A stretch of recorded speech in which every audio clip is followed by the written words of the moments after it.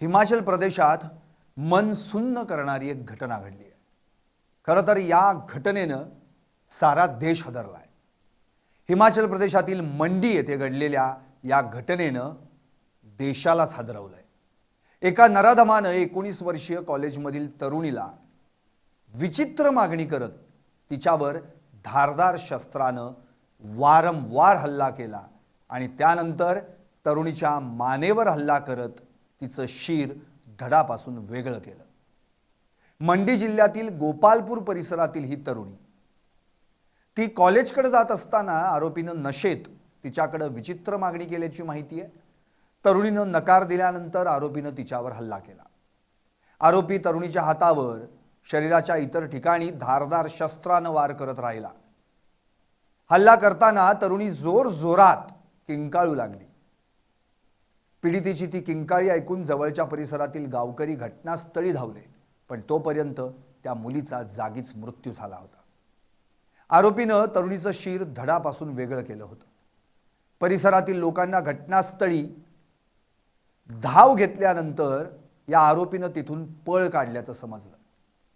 तो एका गव्हाच्या शेतात जाऊन लपला, मात्र ग्रामस्थांनी त्याला शोधून काढलं आणि त्याला चांगला चोप दिला।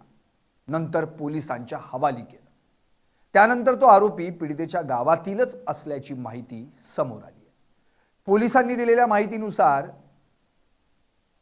सिया गुलेरिया ही पीडिता सकाळी 9 वाजण्याच्या सुमारास सरका घाट इथं तिच्या कॉलेजात जात असताना तिच्यावर हा हल्ला झाला। डोक्यावर, मानेवर, हातांवर धारदार शस्त्रानं वारंवार वार करण्यात आले। त्यात तिचा जागीच मृत्यू झाला। आरोपी घटनास्थळावरून पळून गेला आणि जवळच्याच एका गव्हाच्या शेतात लपला। स्थानिकांनी पोलिसांना याची माहिती दिली। त्यानंतर SHO आणि DSP यांच्या नेतृत्वाखालील पोलीस पथकं घटनास्थळी दाखल झाली। मंडीचे SP विनोद कुमार हे फॉरेन्सिक टीमसह घटनास्थळी दाखल झाले। ही बातमी पसरताच संतप्त लोकांनी आरोपीचा शोधही सुरू केला। गोपालपूर पंचायतीच्या गावकऱ्यांनी त्याचा माग काढला। त्याची ओळख त्याच गावातला रहिवासी 36 वर्षीय विकास अशी पटली, जो जंगल परिसरातल्या एका गव्हाच्या शेताजवळ लपून बसला होता। जमावानं त्याला पकडलं, बेदम मारलं आणि नंतर पोलिसांच्या ताब्यात दिलं। मंडीचे SP विनोद कुमार यांनी दिलेल्या माहितीनुसार आरोपीला अटक करण्यात आली आहे। सरका घाट पोलीस ठाण्यात हत्येचा गुन्हा दाखल करण्यात आला आहे। पोलीस पथकांनी घटनास्थळावरून पुरावे देखील गोळा केलेत आणि आता आरोपीची चौकशी सुरू आहे। मृतदेह शवविच्छेदनासाठी नेरचौक येथील वैद्यकीय महाविद्यालय रुग्णालयात पाठवण्यात आला। गुन्ह्यात वापरलेलं शस्त्र लवकरच जप्त केलं जाईल आणि आता काही दिवसात आरोपीला स्थानिक न्यायालयात हजर केलं जाईल, असं SPंनी सांगितलं। या हत्येमागील हेतू अद्याप स्पष्ट झालेला नाही, मात्र पोलिसांच्या प्राथमिक माहितीनुसार आरोपीनं विद्यार्थिनीनं त्याचे प्रेमसंबंधाचे प्रस्ताव नाकारल्यामुळं तिची हत्या केली, असं तपासात पुढे येत आहे।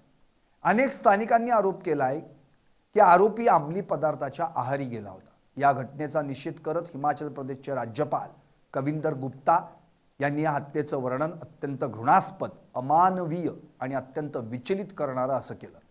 ते म्हणाले की सुसंस्कृत समाजात अशा कृत्यांना स्थान नाही।